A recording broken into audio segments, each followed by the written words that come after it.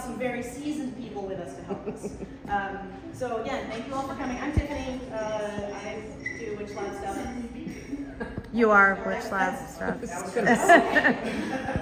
Crickets already, oh my God. Bring it on her, sell yourself. We are very, very, very fortunate. One of my very good friends decided to join us, Bucky Cutwrite from Columbus Ghost Tours. This man. Thank you. Thank you This man is the expert on history of ghosts and hauntings in Columbus and in lots of places in Ohio. And he's the one I go to when I want to go on a haunted adventure or haunted overnight stay or a hotel I want. He's the man. And he's going to tell us stuff about these buildings and stuff that's happened here and maybe why. And so we're very excited. Also, after that, we've got Lana Moy, who is our seasoned professional. She is going to go through all the guidelines and stuff, right? All the layouts and how we're going to do this thing. So I'm just excited to hear about it. All right, Bucky Cutwrite. Okay. Come on, friends. Thank you. Yes. I'm going to set this over here. Absolutely. Rather than near the electronics. Okay, so thank you all for coming to the investigation and giving me a few moments to talk to you. Yeah, as Tiffany said, I am the founder of Columbus Ghost Tours. We've been doing ghost tours in the city for 12 years now. And I'm also the author of Haunted Cemeteries of Ohio for the History Press, which I think you can buy a copy at Witchlab if you still We're out of have. stock. You're out of stock? Okay, well. That's how good it is. I happen to have a box of them in my car. I swear, read it. Sharpie. See how smart he is. If anyone wants a signed copy, I can provide one for you. Anyway, It's great reading at night. It's really nice.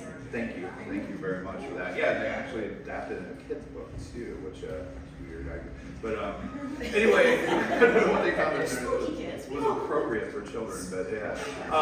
So yeah, I do tours in downtown Columbus. We do a historic tavern tour. We do an outdoor walking tour downtown. We do day tours and night tours at Greenlawn Cemetery. We're the only people in the cemetery's 175-year history they've allowed to bring in after the gates have closed.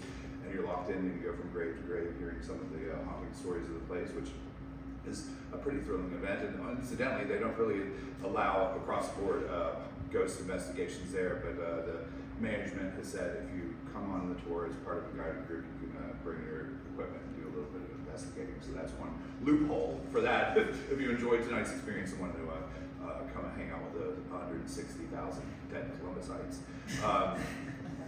One of which is related to this building I can talk about in a minute. So we are actually, one thing I would just want to let you know, at the end of May 29th, a Wednesday, we're bringing back a bus tour for the first time post-COVID. So we'll have stuff about that on our website. Dude, so. go on the bus tour. The bus tour is amazing. So amazing.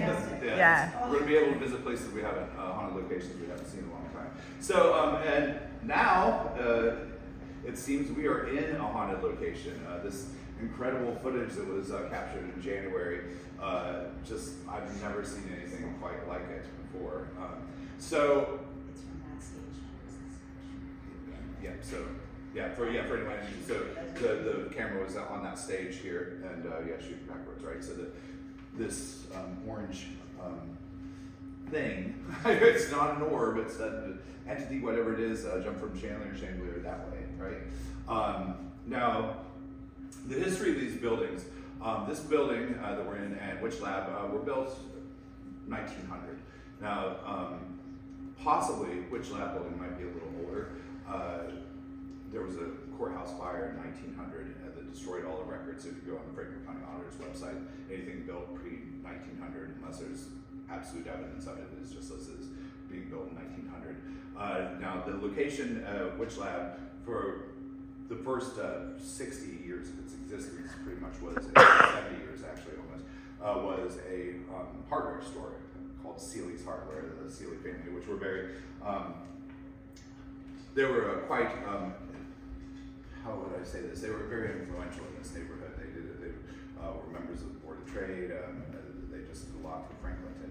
After they closed in 1970, it was a thrift store for a while, or railroad salvage, and then in the 1980s it was a restaurant equipment supply place, and then in the 90s, this space and that space were part of Volunteers of America Family Shelter and Community Center. Where we're at here, this building, this was originally a Kroger, a grocer. So yeah, this was it would have been a bit different than the Kroger that we're used to nowadays, up until 1950. And while these little details aren't too terribly exciting, you never know whenever doing ghost hunting if any of this might be relevant later in the evening with your findings. In the 70s, it was a series of thrift stores. In the 50s, it was a TV store. In the 60s, it was the thrift stores, and it was a furniture place, and for a while it was considered a condemned building. But that obviously didn't happen in the 1970s. This building throughout that entire decade was Vulcan basement waterproofing, which is why I asked you if the basements were survived the flood that we just had in the rain. Because yeah, so good for that. And then in 1980, this building was actually called Grandma's Thrift Store. It was a series of thrift stores and stuff like that. Yeah, so Grandma. And then in the 90s, it was part of the Volunteers of America, as I said, and in the 2010s, it was One-Way Street Ministries Light at Jericho Club, which was whenever you're all here as a Witchlab event and part of a ghost hunt, whenever you hear about ministries and things like that, you probably, I do. But they were actually, they were a Baptist benevolent organization that sought to feed the homeless and clothe them and that sort of thing. So, yay for them. And I wonder, whenever seeing this, when I saw that this was Jericho, Light at Jericho Club, I was like, is that what we're seeing here? I don't know. I never went to church. But when it was a church here, actually probably, I don't know, it might have been this very stage, in 2010 there was a memorial service for a woman named Diane Justice. So there was cremains, most certainly displayed somewhere in this room. And a couple of deaths have happened in this building. None on record have taken place in the actual Witchlab building, but in this one there have been a couple for certain. One was in 1964 where the building was listed as condemned. There are apartments upstairs, and there have been throughout the years, and they were vacant, and a couple of teenagers, or young boys, probably teenagers, snuck into the dining room area and were playing with matches, and they set a fire, and a fire captain named Captain Casey is what we affectionately call him. He was Paul Edward Casey. He was 57 years old, and he worked at the engine house number 10, which is just on the opposite side of the street, just under the train tracks. He responded to the call. He ran up the stairs that are on the other side of this wall. When he got to the top of the stairs, he dropped dead. Probably a heart attack. The family didn't have an autopsy performed, so there's no way to know for sure, but I would imagine that's what it was. And just like any of the old action movie tropes, he was a couple months away from retirement when it happened. So back to, if there is a God, he's a bastard. Let's see. Another death occurred in this building too. It was in 1946. It was January 13th. There was a retired carpenter that lived upstairs, and he died. He was 60 years old. It was natural cause. His name was Philip Jacob Hunter. And those are the two deaths. There was a man in 1955 named John Smith who was 80 years old, and he lived upstairs and he died, but they didn't list in the obituary where he died at, so it's anybody's guess. But so those are some of the people who's have met their ends here. The Sealeys, certainly next door, Witchlab, that was their family business. There was the matriarch, her name was Anna. She died in, I believe it was 1955 as well. She was at an Easter service at church, and she had a heart attack, and she was in her 70s. So you all have had experiences. You've heard voices. You smelled pipe smoke, and then this certainly takes the cake. And in terms of ghost hunting, Lena, you certainly do a lot more of that. I'm more the history and the storytelling guy, but a lot of times in paranormal research, these orbs and light anomalies, the type of color that they are seems to some people interpret as having a meaning for what the spirits are. And this bright orange thing is quite often by many paranormal investigators to be considered to be a symbol of protection. And so that's kind of a cool, that there's a lot of positive connotations associated with this orange light anomaly. In writing my book for Haunted Cemeteries of Ohio, came across, and during my research just for tours in general and talking to people, a lot of instances, at first I was curious about these blue things off to the side, but that was part of something else that was happening. That's explainable. But there are a lot of stories of blue lights appearing in cemeteries quite often. And there have been many people who over the years, scientists have said, well, that's just will-o'-the-wisp, graveyard gases, swamp gases.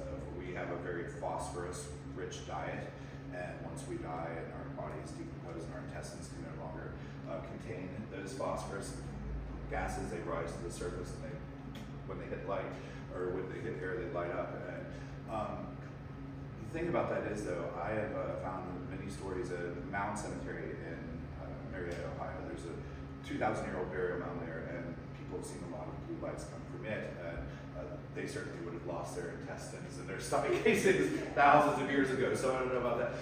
Also, in Dayton, in Woodland Cemetery, there's a story of a young girl who's often thought to be an absolutely living modern person, who's kind of 80s, 90s, and blonde hair and sneakers, but she's often seen with a blue light that precedes her. I found a story of a jogger a few years ago that was jogging through Woodland Cemetery, and she saw a dog which was supposed to haunt the cemetery along with a young boy named Johnny Moreland, but she described there being blue light that preceded it. Actually, one of the local hospitals in the Victorian Village area, the Specialty Selects Hospital, I've spoken to nurses there in the 70s who said that quite often patients would get a blue glow just before they passed, and it was a very common thing. They'd say, oh, you know, the guy in 312's got the blue glow, get the gurney, you know, he's ready to, so anyway, these lights, and oftentimes the blue, I believe most paranormal investigators consider that a sort of a guide, a spirit guide kind of thing, so that's comforting to think that maybe there is someone, you know, sending you along. And this orange thing, though, as I said, is thought to be quite positive. So anyway, I think that's about all the history I had to share with you about the building and this sort of thing.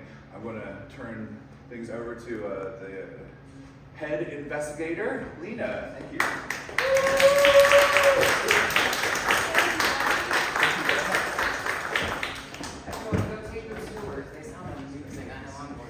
I've got a stack of business cards. Excellent. I'll leave it next to the trail mix. Oh, okay. I was going to suggest the trail mix. That's the best. Well, welcome. My name is Lana. I am a medium, not by choice. My mother always called me the reluctant medium because I didn't want to talk about it. I didn't want to do anything about it. But when my mother just died. I wish I could have called her and said exactly how old I was, but he was either 2 or 3 when I first came in. I was like, there's a man in my bedroom. And she's like, what the hell? And went running in there, and there was no one there. And she's like, what's going on? I'm like, it's Bob. Bob says he knows you. And she's like, what? Describe Bob. And I described her father, who had died a year before I was born. And that man has been my guide kind of from the other side since that point. I don't usually come out and say all this, but I love this space. I love that we're opening it up for people. Welcome, welcome. So I'm telling y'all, I used to do a bunch of ghost tours back in the day. I held various paranormal groups up in the Mansfield area mainly. And this is my youngest group so far. Believe it or not, I had a large group following of 70 and 80-year-olds. And those women, they were serious about it. So. But we did monthly hunts. We did every other week. We did meetings, just discussing ideas and working on expanding and about connecting with the other side. So that's kind of my history. I've always had this ability. I'm not thrilled about it, but here we are. And when I say it, like people say, why do you not appreciate that? How can you not appreciate that? It's such a gift. It is. It is also a gift that is basically like going up to somebody and I was like, here, It's my Aunt Diane. Is she okay? And now Aunt Diane has my phone number forever. And she can call me whenever she wants to. That's the problem with doing this kind of work. So a lot of that is about grounding and making sure you're cleansing yourself and you're not taking any of this with you, which is part of what we gave you these. Did everyone get one when you came in? You do not have to wear them. That is up to you. You are your own person and you can choose to do with whatever you'd like in the world. We have created these to give you a little bit of protection. They have tourmaline in them, which is going to absorb the negativity. They have, oh, come on, jump in here. Yarrow. Yeah. So yarrow does two things. One, it opens up your ability to have interactions, but at the same time has protection to it. So yarrow is one of the best things you can use when you're trying to reach something on the other side. And then we have mugwort, which just helps us reach things on the other side. And then we have clove and tribulus fruit, which will help with protection, and also the tribulus is real spiky, so nothing will attach itself to me. So we've got a little bit of aid, a little help, and a lot of protection. So wear these as you'd like. That's your call. Choose your own adventure, as I like to say. So you're all familiar with Witchlab, right? Like you found out about this because you know about Witchlab. Nobody just walked in off the street and said, "Is this prayer corner?" Okay. So we're familiar with the mission of Witchlab, right? Making energy work and magic more accessible to people, right? We all understand this. So we understand that energy work also will attract energy, right? So all the work that they do here kind of is a magnet, brings some stuff in. I perform here, I'm on this stage and rehearse here, and I've got some of my members of my troupe are over here that are going to be working tonight. We've seen some stuff. We've seen a lot. We have chased things from this room into that room. They very curious. This is a very energetically active area.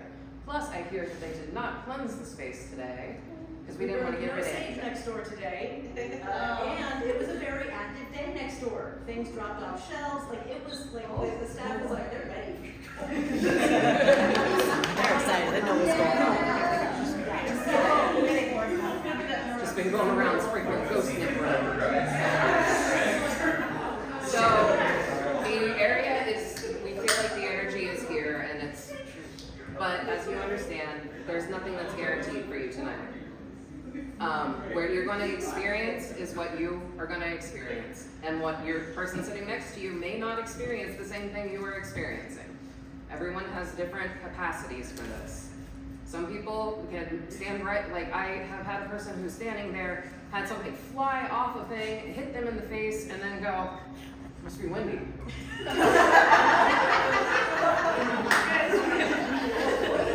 And that's what we call willful ignorance. But everyone has different abilities. But we hope that if you are willing to wait, take the time, get into the space, you're going to find stuff. So, to that end, I was in the middle of it, I didn't see. Who here is first time ever? Who here has done this before? I went to the Ohio State Reformatory. That was my first time. This is my second. Excellent. So My mom I'm got a kinda rock whipped at her at the Ohio State Reformatory. It was amazing. She was talking bad about me at the time, and I was like, I got friends on the other side. Okay. Well, welcome all you first timers. I'm going to go through some basic stuff. So we have this lovely video here. This is extraordinary to me. I have been doing investigations. I have some amazing footage that I feel that I've captured in my life. I have not captured anything this amazing. This was, in my opinion, it's not necessarily a bad thing, we'll talk about it, but this is an example of a poltergeist, which never gets videotaped, ever. So this is very cool to me. But from my experience, from my 43 years of walking around on the 43, yeah. Yeah. My 43 years of walking around on this earth, I went camping in graveyards as a child because we were into genealogy and my mother didn't care about my mental health. I was very familiar with it. I've been immersed in this world since I was a child, and my mom was always somebody who was very clear to be like, show them. Show them. Tell them about their grandpa. In my experience, there are 5 different types of paranormal entities. The first is a spirit. This is someone who has passed on to the other side. They've died, they've gone on to whatever is awaiting them on the other side. We ain't talking about that. That ain't for us to talk about tonight. That's a whole different class on a whole different day. But they are able to go there, and then they can sometimes come back, but this is not where they live. So they're on the other side, and we're happy for them. Ghosts are ones that have not crossed over. They're here. Their energy is stuck on this side. They cannot cross the veil yet. There are also imprints. That is when their energy was so strong in a moment that it kind of imprints on an area. It's like a little video or a little picture. And that is about 90%, in my opinion, of what people see in the world. If you see the woman in white who's walking slowly and interacting with no one, and then she disappears, but she's always there at midnight. That's an imprint. That's not a person. That's just that she was off to do something, that energy got stuck there. And if the energy and the conditions are right, it can stir back up and people can see it. That is about 90% of what people see mostly. Anytime you can't interact with it, that's usually an imprint. Then there's poltergeists. I'm intimately familiar with poltergeists, in my opinion. All of these things, I keep saying in my opinion because everything is only good for your own eyes, right? You can have 4 different mediums up here, and 4 different mediums are gonna see things in a different way. Even if we're all physical mediums, we're all gonna see different aspects of it. So for me, a poltergeist is a ghost who has forgotten who they are. They have lost their sense of identity. And that's why we know what we understand about poltergeist. We all know not just the movie with the kid and the TV in it. Yeah. It's a great movie. I love that movie. It's so scary. But you get the idea that poltergeist is not that, but like they do stuff. That they will turn things, they'll bump things around, they'll move stuff around. Not a ghost trying to get your attention, not a spirit trying to get your attention. These are just entities that don't know who they are. They don't know what they are. And so they do things because it gives them energy from people.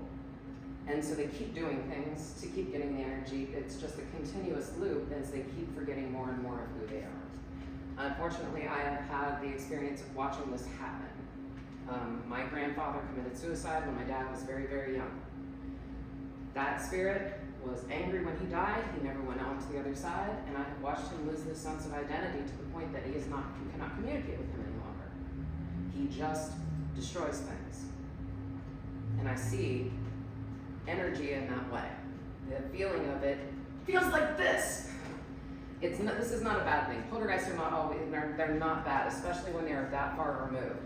But they do exist through energy, and going from light to light to light is a lot of how they travel. And so when I saw this, I fucking screamed. Like when you said that to me, I was just like, holy shit! Shelly, look at this! And my partner's like, it is night, I am trying to sleep. Nope, not sleeping tonight, honey. Yes. Because you can see it actually reaching out and grabbing. This is amazing to me.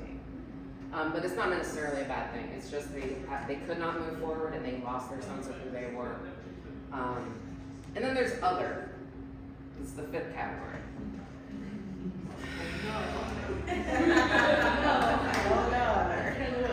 So I'm a non-theist. I don't devote to any god. That's not who I am. I believe in energy. I'm very earth energy, magic kind of thing, right? So I don't believe in like a Christian angel and a Christian devil. That God sat up on a crowd and went, yep, your guys are what I want you to do. And they were like, yeah, but I have a question. Fuck you, get down there. I just don't get that. But, however, I have seen the things that I understand why people made that into biblical things. I have seen the equivalent of demons. I have seen the equivalent of angels. And I didn't believe in it, and that's what's really fucked up. I broke my ankle, smashed a catastrophic injury. The whole foot was disconnected from my leg. Ooh, I know, I'm really good. I stepped over a chair, it went badly. But while I was laying there, when the school nurse went to get her lunch, before she called my mom, I was laying there and I watched my foot pick up and be elevated. And I was like, well, this is fun. I guess I'm hallucinating. Fantastic. And then I started feeling a rush of wings in a room that had no ventilation. And I felt it. I felt the wings on my face.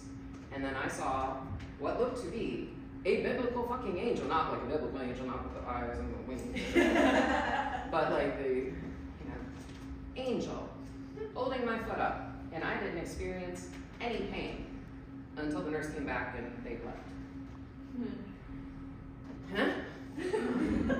I was one time driving down the road. I was not driving, thankfully. I was in the passenger seat, and I got pulled into someone committing suicide. The moment that happened, I wasn't in the car. I was elsewhere, and I was looking out their eyes as they were dying on the floor.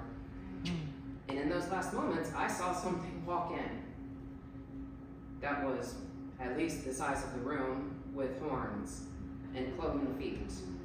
And it bent down and looked in those eyes and wasn't looking at that person, was looking at me. So these things exist. They're not here. If they were here, we would know about them. Trust me on that. So those are the ideas. That's your extremes, right? So everything from mom who just passed to whatever the hell the other things are, right? So you have a lot of different options. What we have here, we don't know. I know that we have, I believe, a poltergeist. I believe there's at least a ghost. And there are several energies that move through the place. So we're hoping to gather some of those tonight. So since no one's ever done this before, I'm gonna go through a few things. First of all, safety is key in all of this. If you feel unwell, you need to tell someone. Because if the energy is starting to pull on you and you're unaware of that, you just all of a sudden, I don't know, I'm shaky. I feel like maybe I haven't eaten in a long time. Like, let somebody know. Let's get you something to drink, something to eat, because when the energy starts pulling, it really does pull the energy out of you. So if you're feeling that way, let one of us know. One of us put these little badges on. We're gonna have one in each room, so you just come find us. Protection, super important. Everyone has their own things that they say. My mom always would say, in the name and nature of Jesus Christ, be gone. Wouldn't do shit for me. I don't believe that, so it doesn't help me. I always call upon the universe. I am an aspect of the universe, and I will not allow this. And it works for me. Whatever is going to work for you, even if it's just no. No is a complete sentence. That works as well. It's the intent you put into it. So if you feel something pulling on you and you do not want that, say no. Block yourself out. You say it loudly if you need to. Put the energy into it. Who's ever been in martial arts? No? Yeah? You know that when you move and you yell, there is more power in what you're doing. Same kind of idea with this. So make sure you also hold on to this. Tiffany and the Witchlab have provided us protection items, which we all have. They're incredibly useful. Keep them on your person. If you start feeling any kind of question, just hold on to it. Hold it in your hands. That helps. If you need to get out of the space, come get one of us. We will take you out, take you to some beautiful grass, and you can sit there and connect with the earth and let all that energy just run right the hell out of you. I found grass. It's right over there. It's on the other side of that building. I found it. We're still talking about that little thing. There is like this much grass around a pole out there, and I was told her I was going to make you guys go out and just wrap yourself around. I found the grass. There's a whole field. It's just on the other side. So that is what it is. Now, we are going to let you do whatever you want to. We're going to open up this space, the back out here, over in the Witchlab, the front room, and the back room. Plus, we have access to the basement. Fun. Who loves a basement? Who loves a basement when it's full of energy? Oh, you're gonna have a blast. So the way this is gonna work tonight is we are going to have facilitators in each of these spaces. You are going to get to explore, walk around, take pictures, talk to the energies. If you are intimidated, I understand if your first time, it's a little scary. If you would like somebody to help you with that, come and find one of us. We will help get things going for you, okay? You are welcome to use any equipment that you'd like. Does anyone bring any equipment? We brought a GoPro. Oh, fantastic. Well, I think that everyone probably has these amazing little devices. They're fantastic. They take pictures, they record. It is magic in your hands. I love them. So nobody has any of like the ghost boxes or anything like that. All right, so we won't really have to deal with too much of the very loud stuff. Unless you want, I can just say random words out at you. You're on Broken Radio? Yeah. But so if you do want to do anything like that, we can make that happen as well. But mainly we are opening the space so that you get to explore and see what you can connect with yourselves. Like I said, if that sounds a little too much for you, just let us know. We can do that. So we are going to, the first time I'm going to be taking people down into the basement would be, I'm going to just go ahead and say, what time is it now? Don't get these. Oh, yes. It's 9:30. Right here in front of me and around each of the rooms, we have these little QR codes.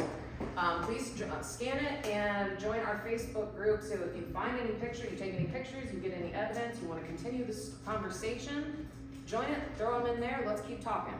It'll be it's so much fun to keep connecting with people that have similar interests in this way. You learn so much. Yeah, I can't wait to see what happens. I'm very excited. All right.